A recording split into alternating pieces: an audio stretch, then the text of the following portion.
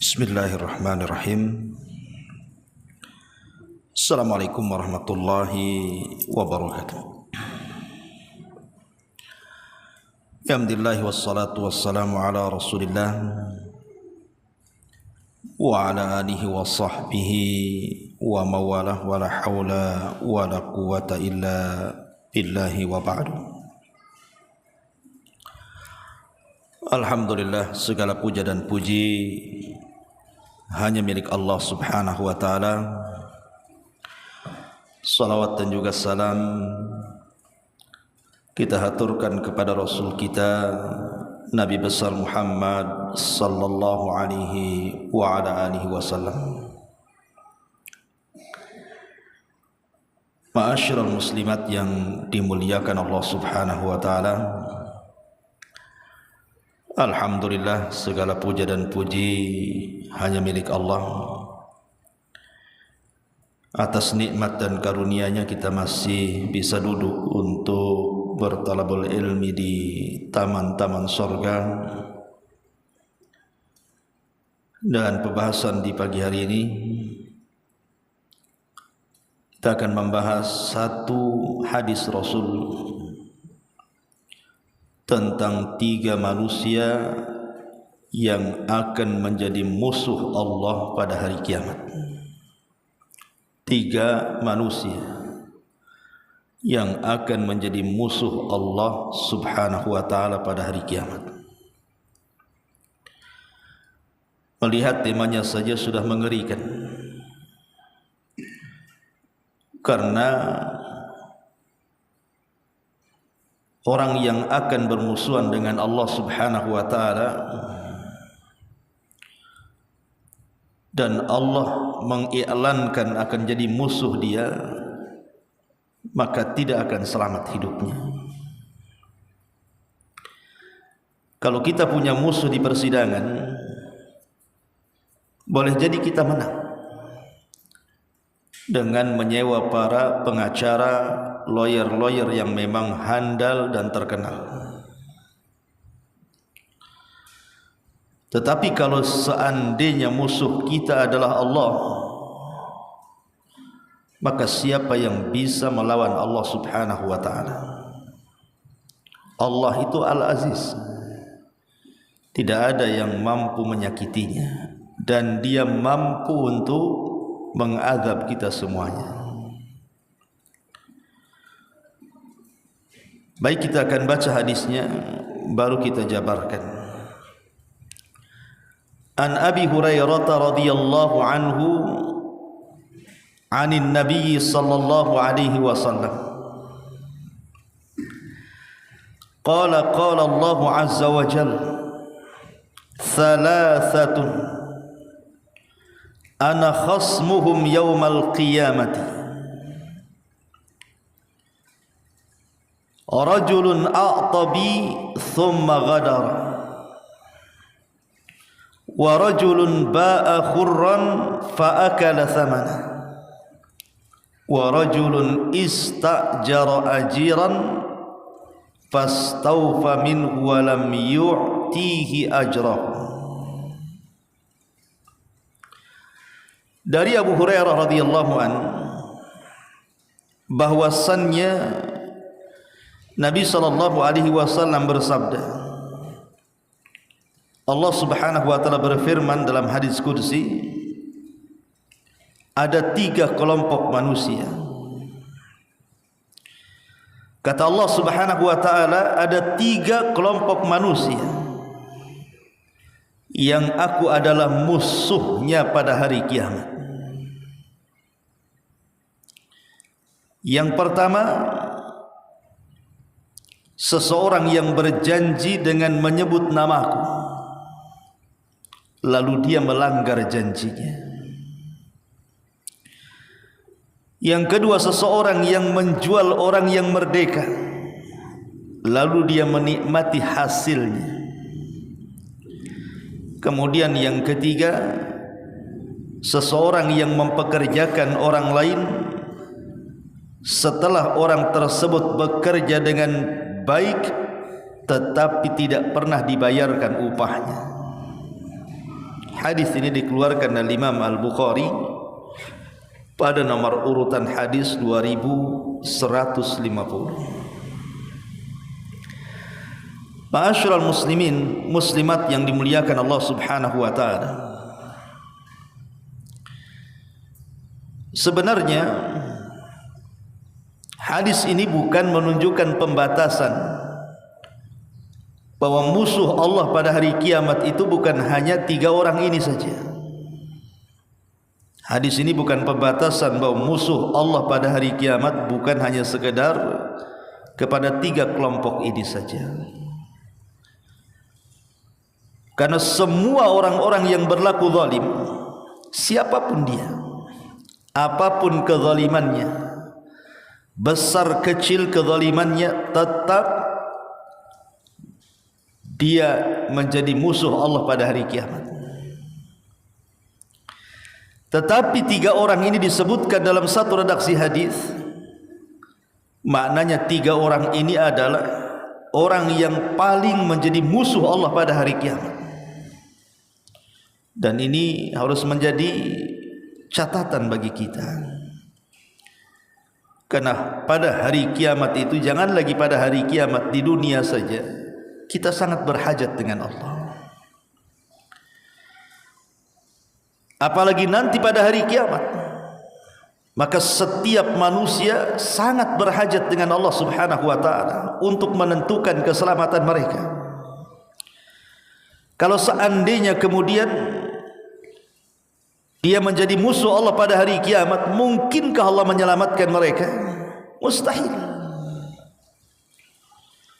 Makanya kemudian Allah Subhanahu wa taala dalam hadis qudsi ini menyebutkan 3 kelompok yang kelak akan menjadi musuh Allah pada hari kiamat. Yang pertama, Nabi SAW mengatakan, rajulun a'tabi thumma ghadara, seseorang yang berjanji dengan menyebut namaku lalu dia melanggar janjinya. Melanggar perjanjian adalah satu di antara sifat munafik. Sebagaimana hadis Abdullah ibn Amr ibn As radhiyallahu anhuma, Nabi SAW bersabda, arba'un man kunna fihi kana munafiqan khalisan. Ada 4 perkara, barang siapa yang 4 perkara itu semuanya ada pada diri seseorang, dipastikan dia menjadi munafik murni. Kemudian Nabi SAW menyebutkan, idza tumina khan, wa idza haddatsa kadzab, wa idza ahada ghadar, wa idza khasama fajar. Muttafaqun alaih. Kata Nabi SAW, jikalau dipercaya dia berkhianat, jikalau dia bicara dia berdusta, jikalau dia berjanji dia tidak pernah menepati janjinya, dan jikalau dia bertengkar maka dia akan melakukan kecurangan dalam pertengkarannya untuk memenangkan. Hadis ini disepakati Bukhari Muslim. Lihat, Nabi SAW menjadikan sifat pengkhianatan dan juga melanggar janji itu di antara sifat-sifat munafik. Di dunia saja orang tidak suka kalau seseorang sudah melakukan perjanjian dengan kita, tiba-tiba dia melanggar janjinya, kita saja tidak suka. Ada orang sudah janji sama ibunya, tiba-tiba kemudian dia ingkari janjinya, tentu ibu tidak suka kan? Walillahi masalul a'la. Maka tentu permisalan dengan Allah jauh lebih mulia, lebih tinggi lagi. Kalau orang sudah bersumpah mengatasnamakan Allah, wallahi, billahi, tallahi, demi Allah, dia menyebut-nyebut sumpah, menyebut-nyebut Allah di situ untuk melakukan sebuah perjanjian. Tiba-tiba dia khianati. Maka orang-orang yang mengkhianati perjanjian padahal dia sudah menyebut-nyebut nama Allah di situ, maka orang ini terancam akan menjadi musuh Allah pada hari kiamat. Dan itu banyak di masyarakat. Seperti orang-orang yang mereka memberontak kepada negaranya, seperti orang-orang teroris Khawarij. Mereka memberontak kepada negaranya, padahal kecintaan kepada negara itu bagian hal yang dianjurkan dalam Islam. Atau seseorang berkhianat kepada keluarganya, padahal sebelumnya dia sudah berakad di hadapan Allah Subhanahu wa taala, kemudian di hadapan penghulu, bahwa dia akan mengikat perjanjian dengan perjanjian yang sangat kuat, mitsaqan ghalidha.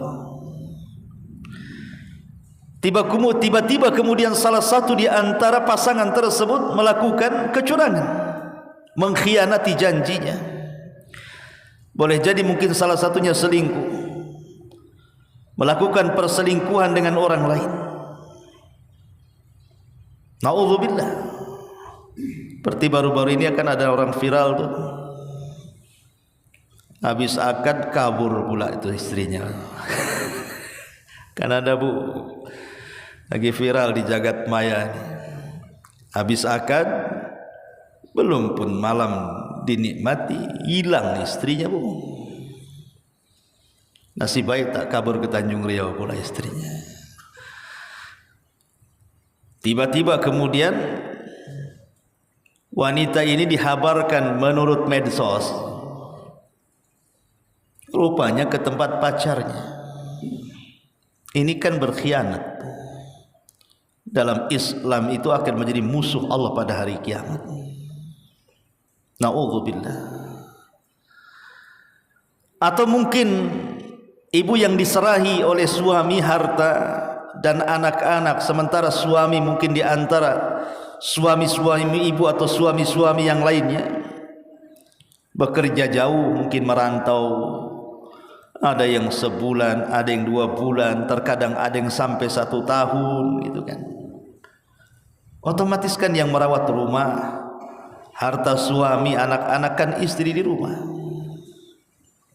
Maka jaga amanah itu. Karena banyak kemudian sengaja tuh suami tak ada nih, lagi kerja nih. Ini ada kesempatan nih. Suami tak tahu, ibu shopping aja ke sana kemari, menghabiskan kiriman dari suaminya, membiarkan anak-anaknya terlantar. Bukan terlantar tidak dikasih makan, tidak, boleh jadi mungkin pendidikan kurang.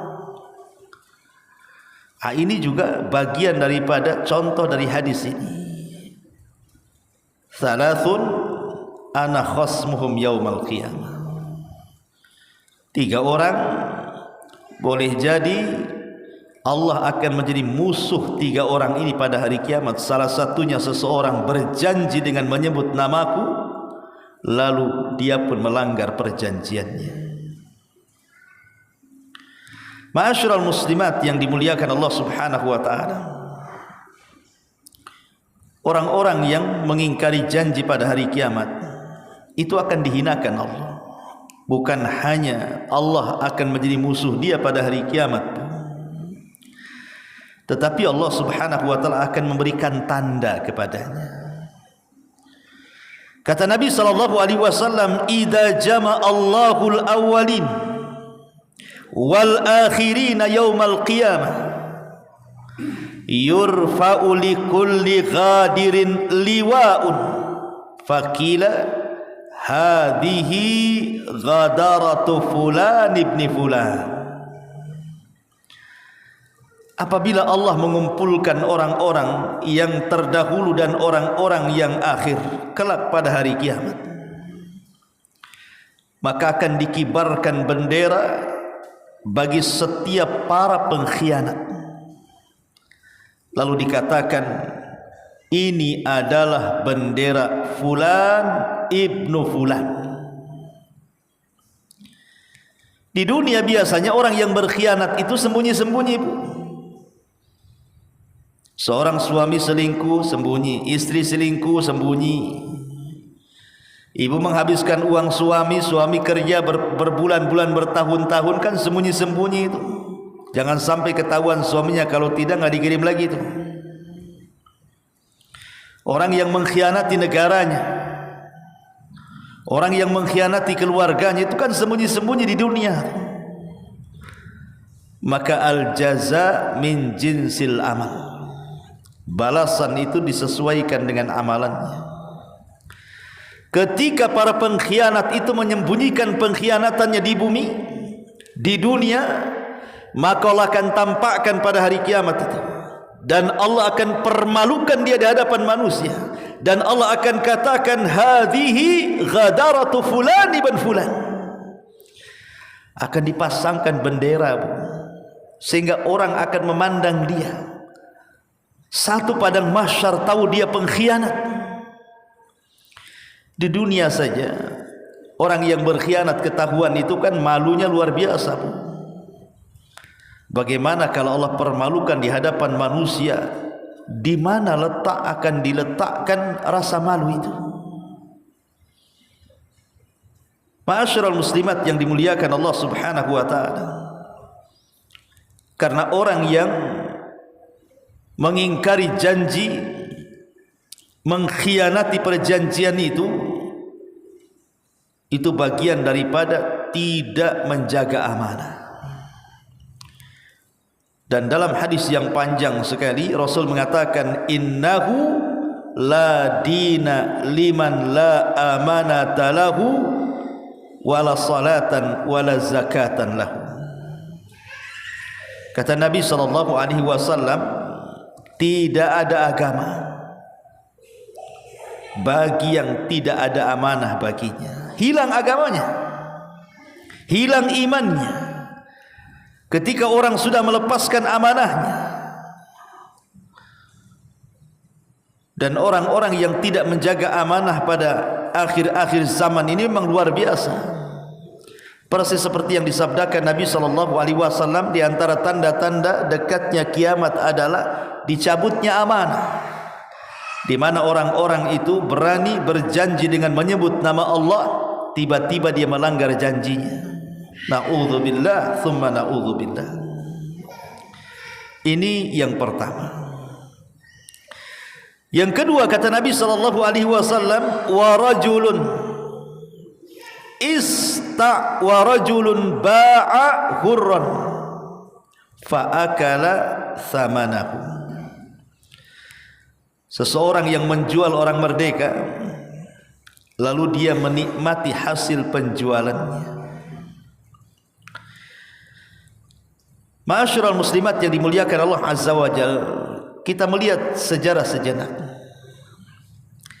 Di zaman jahiliyah, kita tahu bahwa yang namanya perbudakan itu adalah komoditi bisnis.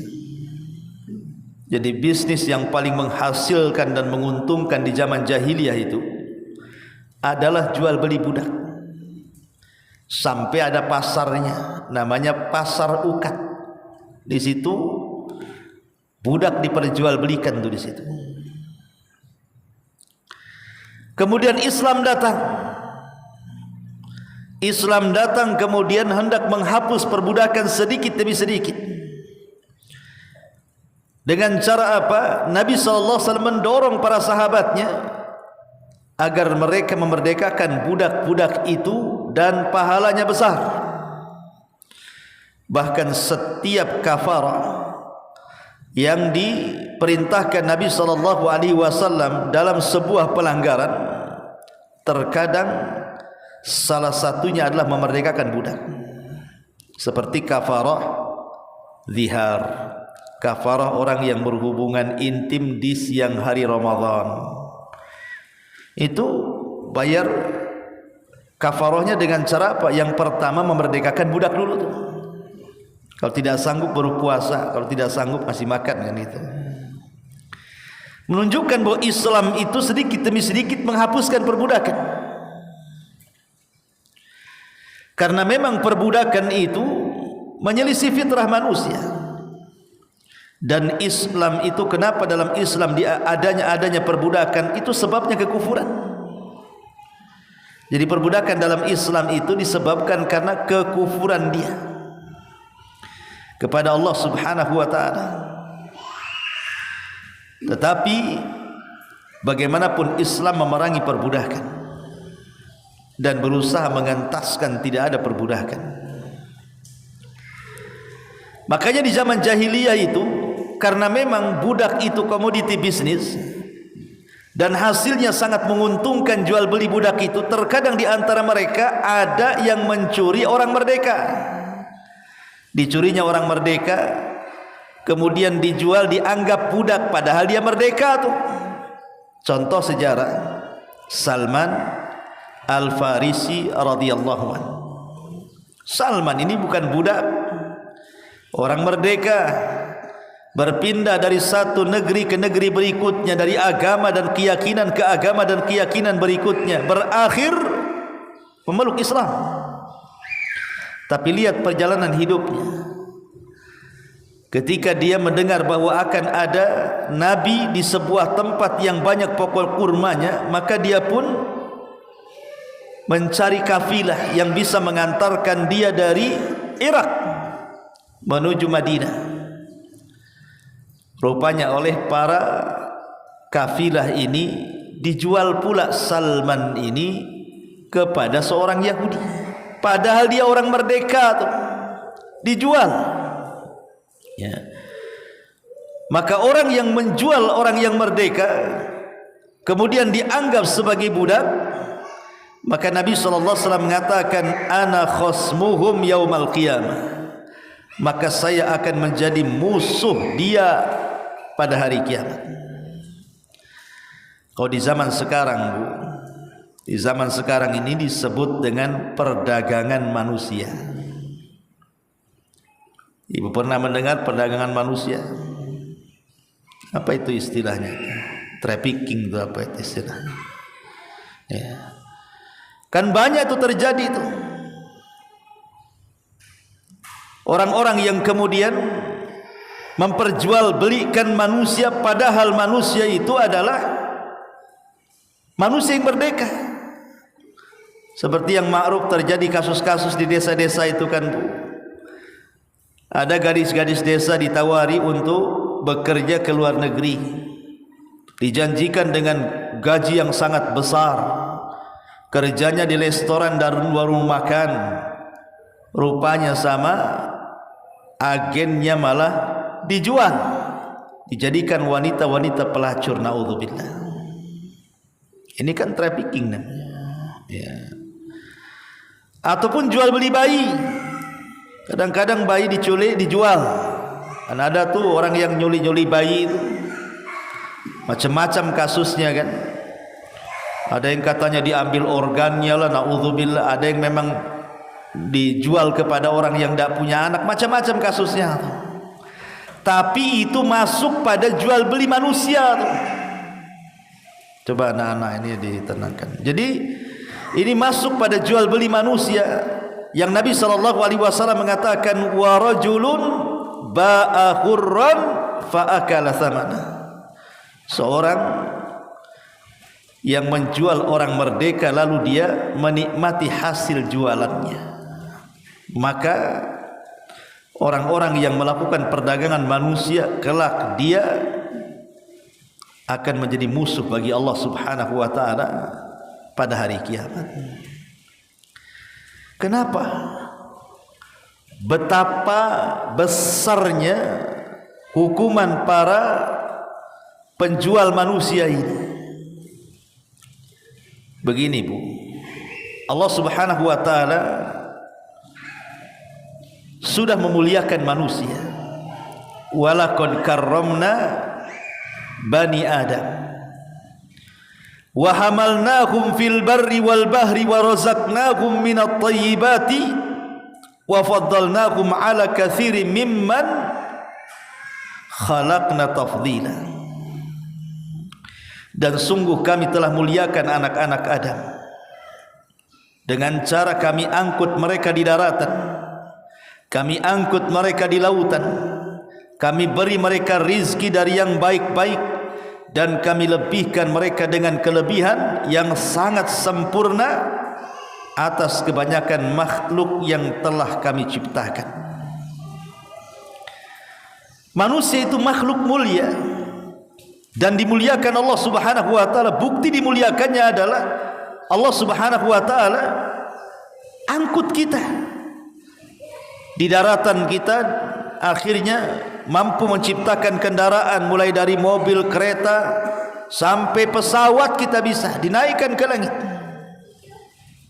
Kemudian diberikan rizki lagi, kemudian dilebihkan lagi dari makhluk yang lainnya. Ma'asyiral muslimat yang dimuliakan Allah Azza wa Jalla, ini kemuliaan manusia. Kemuliaan manusia. Tidak ada yang Allah muliakan semulia mereka. Maka karena manusia ini sangat dimuliakan, ketika kemudian tiba-tiba ada orang memperjualbelikan manusia yang merdeka, maka itu sama dengan menghinakan manusia. Makanya kenapa kemudian Islam sangat melarang, tidak boleh melakukan penjualan manusia, apalagi manusia itu manusia merdeka. Allah akan menjadi musuh bagi mereka pada hari kiamat. Ma'asyiral muslimat yang dimuliakan Allah Azza wa Jalla, dan yang terakhir,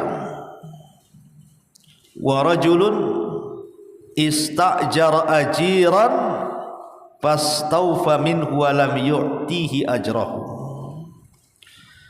Seseorang yang mempekerjakan orang lain, setelah orang tersebut bekerja dengan baik, kemudian tidak dibayarkan upahnya kepada dia, maka zalim. Padahal Rasul mengatakan u'tul ajira ajrahu qabla an yajiffa araquhu, kata Rasul. Berikanlah kepada pekerja itu upahnya sebelum kering keringatnya. Begitulah Islam. Islam itu sangat mengatur hak-hak manusia dan sangat membenci kezaliman. Karena betapa banyak para pekerja di perusahaan-perusahaan, di PT-PT, atau para pembantu di rumah-rumah, atau para pekerja di ladang-ladang, di bangunan-bangunan, atau mungkin dia seorang guru di madrasah-madrasah, seorang pekerja di yayasan-yayasan, dan begitu seterusnya. Banyak yang sampai kepada kita kasus tentang urusan gaji yang tidak sesuai dengan pekerjaan. Dan itu banyak gitu ya. Bahkan kita tahu bahwa ketika seseorang tidak menggaji, tidak sesuai dengan upahnya, dalam undang-undang negara saja itu masuk dalam kejahatan. Kejahatan. Umpamanya UMK Batam ini anggaplah 4.500.000 lah, kurang lebih gitu ya. Kemudian tiba-tiba sudah disepakati oleh para perusahaan itu, disepakati menggaji karyawan, gaji UMK-nya 4.500.000, contoh umpamanya. Tiba-tiba setelah menerima karyawan, dipekerjakan, pas gajian tiba-tiba gajinya di bawah UMK. Ada pemotongan di situ. Maka ini juga sama, karena al-muslim ala syurutihim. Seorang muslim itu kan tegak di atas syarat-syarat. Kalau sudah pemerintah membuat sebuah persyaratan kepada perusahaan, oke, gaji UMK 4.500.000, dan mereka tanda tangan sepakat, kemudian menerima pekerjaan dan disesuaikan dengan jam dan gaji pekerjaannya. Kalau dia sampai kemudian pekerja ini sudah bekerja sesuai dengan perjanjian dari jam sekian ke jam sekian dan apa yang harus dikerjakan, tiba-tiba kemudian perusahaan melakukan pemotongan gaji, zalim Anda. Ini masuk pada kategori ana khasmuhum yaumal qiyamah. Kata Allah, aku akan menjadi musuh mereka pada hari kiamat. Atau kasus-kasus di lapangan yang sering saya dengar, kadang-kadang pemborong bangunan, dia ngerekrut karyawan banyak-banyak untuk menjadi anak buah di tukang bangunan. Di antara mereka ada yang curhat ke saya, Bu, ada yang 3 bulan tak digaji, 4 bulan tak digaji, setengah tahun pun ada yang tak digaji. Yang lebih parahnya pula, pemborongnya lari bawa gaji karyawannya. Maka Rasul mengatakan, Allah berfirman, ana khasmuhum yaumal qiyamah, saya akan jadi musuh mereka pada hari kiamat. Atau para pembantu, pembantu ini sudah lelahlah, letihlah dia menyapu, mengepel, mencuci, memasak, mengurus anak, mengurus orang tua, tuannya dan begitu seterusnya. Kadang-kadang kemudian dia pun bekerja di luar jamnya, yang harusnya dari jam 8 sampai jam 5 ditambah lagi sampai malam. Terkadang gajinya pokoknya saja tidak cukup, dipotong sama dia. Belum lagi gaji lemburnya tidak dianggap. Ana khasmuhum yaumal qiyamah, maka Allah akan jadi musuh mereka pada hari kiamat. Ingat, al-muslim ala syurutihim. Seorang muslim itu harus mengikuti syarat-syarat yang ditentukan. Kalau kita mencari pembantu rumah tangga, di situ disepakati dulu, kau bekerja dari jam 8 sampai jam 5, gaji tidak 3 juta, deal or no deal. Nah, begitu. Kata pembantu, deal lah. Oke, deal, besok kerja. Ketika sudah bekerja dari jam 8 sampai jam 5, ketika sudah waktu gajian bulanan, ya harus sesuai dengan kesepakatan.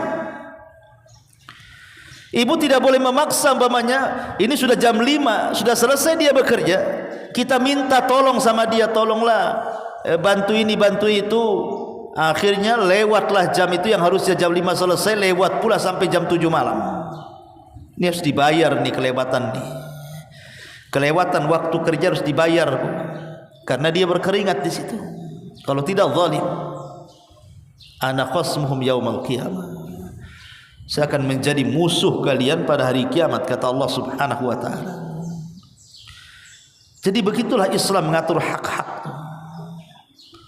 Atau guru-guru di sebuah yayasan, di sebuah lembaga, kadang-kadang dizalimi yayasannya. Terkadang tidak digaji itu. Kadang-kadang di luar persyaratan, kecuali kalau dari awal menerima tenaga pengajar itu memang sudah disepakati, kamu yang diajarkan ini dari jam sekian ke sekian, gajinya sekian, mau tidak, kan gitu. Oh mau, lakukan. Gaji sesuai dengan perjanjian, gaji sesuai dengan pekerjaan. Kalau dia sampai kemudian mengurangi, ataupun dia menggaji tidak sesuai dengan pekerjaannya, maka Allah mengatakan, ana khasmuhum yaumal qiyamah, saya akan jadi musuh mereka pada hari kiamat. Imam Bukhari dan juga Muslim meriwayatkan hadis dari Abdullah ibn Umar radhiyallahu anhu. Nabi SAW dulu menceritakan tentang 3 kelompok dari orang-orang sebelum kita. Ketika mereka safar, mereka lelah letih, tiba-tiba kemudian mereka istirahat di sebuah gua. Tiba-tiba batu meluncur dari pintu gua, akhirnya jatuh menutupi pintu gua. Terperangkaplah 3 orang itu dalam gua. Didorong-dorong batu ini, tak mau juga karena besar, tidak sanggup tenaga manusia. Dan di zaman itu kan belum ada belko. Sekarang bisa lah telepon belko 07 datangkan, kan itu, atau bulldozer. Zaman dulu mana ada belko-belko zaman sekarang. Cuman cara nyungkilnya tuh batu yang gede yang ngalangi pintu gua tuh. Ya terpaksa 3 orang ini hanya pasrah saja. Akhirnya salah seorang di antara mereka menyarankan untuk tawassul. Hanya itu yang bisa mereka lakukan, berdoa dengan tawassul. Yang ingin saya kisahkan adalah satu di antara 3 orang itu. Dia bertawassul dengan cara apa? Dia mengatakan, Allahumma inni ista'jartu ujara fa'ataituhum ajrahum ghaira rajulin wahidin taraka alladhi lahu wa dhahaba. Ya Allah, dulu aku pernah menyuruh beberapa pekerja untuk bekerja kepadaku, dan aku penuhi hak-hak mereka, ku gaji mereka, kecuali 1 orang. 1 orang ini pula saat hendak digaji pergi dia, maka ku simpan tu gajinya. Kemudian setelah ku simpan, aku kembangkan gajinya dengan cara aku belikan beberapa ternak dari unta, sapi dan juga kambing. Dengan berjalannya waktu, unta itu berkembang, sapi berkembang, kambing berkembang sampai penuh 1 lembah dari gaji 1 orang itu. Akhirnya kemudian tiba-tiba orang yang dulu itu, yang belum digaji itu datang pula. Mungkin dia ada hajat, ingat dia ada uang di orang gitu kan, mungkin dia lagi susah gitu. Datang dia minta, mana upah saya dulu katanya. Maka orang ini mengatakan, faqultu lahu kullu ma tara min ajrika. Lihat pandanganmu ke lembah itu, di situ ada unta, di situ ada sapi, di situ ada kambing. Semua binatang yang kau lihat di lembah itu upahmu katanya. Tiba-tiba dia mengatakan, ya Abdullah, la tastahzi'u bi. Hamba Allah, jangan kau hina aku ya. Gajiku tidak seberapa. Itu harga unta, harga sapi, harga kambing yang banyak di lembah itu bukan gajiku. Gajiku itu kecil, itu aja yang mau saya ambil. Tapi kemudian dia mengatakan, tuannya ini, fakultu inilah astahzi'u bik. Saya tidak mengolok-olok kamu. Benar itu gajimu. Sengaja gajimu ku kembangkan menjadi unta, sapi dan kambing. Kau lama tak datang, akhirnya dia pun berkembang di lembah itu. Ambil itu semua gajimu. Akhirnya kemudian orang ini pun mengambil kambing, unta dan sapi dari lembah itu sebagai upah dia dulu waktu bekerja sama tuannya. Maka kemudian orang ini mengatakan, Allahumma fa in kuntu fa'altu dzalika ibtigha'a wajhik. Ya Allah, kalau yang aku lakukan itu bagian daripada pahala mengharap wajah-Mu, fafruj 'anna ma nahnu fih. Tolong bukakan, geserkan pintu gua itu. Tolong ibalah kepada kami, tolong kami. Fan farajatis sakhra, maka tiba-tiba batu gua itu, batu yang menutup gua itu menggelinding, kemudian membuka pintu gua.